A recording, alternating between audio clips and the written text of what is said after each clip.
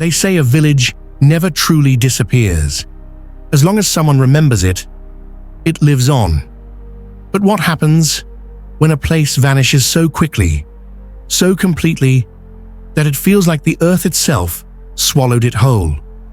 This is the story of a village that was here yesterday and gone today. And to this day, no one can agree on what really happened. At the edge of the world, tucked between mountains and rivers, there once stood a place too small for most maps. A handful of dirt roads, a church with peeling paint, children running barefoot through fields. It wasn't rich, it wasn't powerful, but it was alive. Farmers tended the same land their great-grandfathers once plowed. Families ate together under flickering lanterns, and every night, when the wind cut across the valley, the whole village seemed to hum with the same heartbeat. Until one morning, that heartbeat was gone.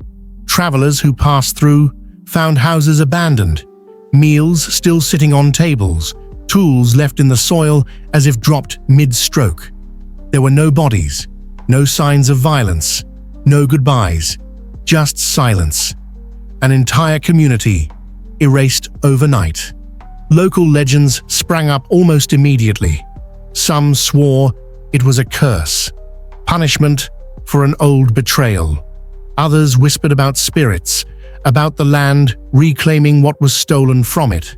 And of course, some pointed fingers at governments, at armies, at shadowy men who erased villages the way you and I erase words on a page. Because this wasn't the first time something like this had happened. History is scattered with stories of vanished towns. In 1930, a fur trader named Joe LaBelle paddled into an Inuit settlement in northern Canada. He found dogs still tied to posts, food cooking on fires, but every person was gone.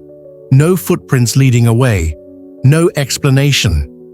That place is remembered as Anjikuni Lake, the village that walked into myth. Sometimes it's nature, sometimes it's man, and sometimes it's something no one wants to talk about. So what happened here?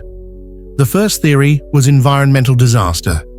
The valley had a history of sinkholes and landslides. It's possible the ground beneath the village shifted overnight, swallowing whole buildings into the earth. But that doesn't explain why some houses were left standing, empty, abandoned.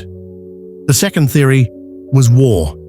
Nearby regions were scarred by conflict, and it wouldn't be the first time a government forcibly displaced people and tried to erase the evidence. The records were wiped clean. No documents, no orders, nothing. The third theory is the one people whisper about, that the villagers themselves chose to leave all at once, in the middle of the night, to follow a prophet or escape a danger only they saw coming, to walk away from everything they had ever known. But if that's true, where did they go? I spoke to an anthropologist who studied similar cases of mass flight. She told me something haunting. When people vanish, they rarely vanish into nothing. They vanish into someone else's silence, another government's file, another family's refusal to speak. In other words, someone always knows, but in this case, no one is talking. And that's the most chilling part. Not that the village is gone, but that its absence has been erased too. The name was scrubbed from maps. The valley was fenced off.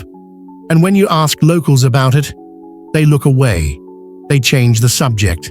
They act as if it never existed, as if remembering it might bring it back. Standing there, where the roads vanish into weeds, you can almost feel the weight of what's missing. The laughter of children echoing in the trees, the quiet prayers of parents before sleep, the tiny details of life, all gone in an instant. And maybe that's the real story. Not ghosts, not conspiracies, not even disasters, but the fragility of memory. How entire worlds can be built over centuries and dismantled in a single night. We think civilization is permanent, that what we build will last. But villages disappear, empires collapse, and sometimes the most ordinary places, the ones no one thinks to write down, are the first to vanish.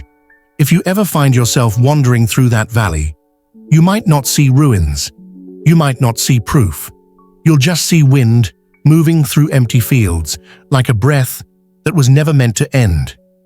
And maybe you'll understand why some stories survive, and others are buried. The village is gone, but its silence is louder than ever. Pause, then soft final line.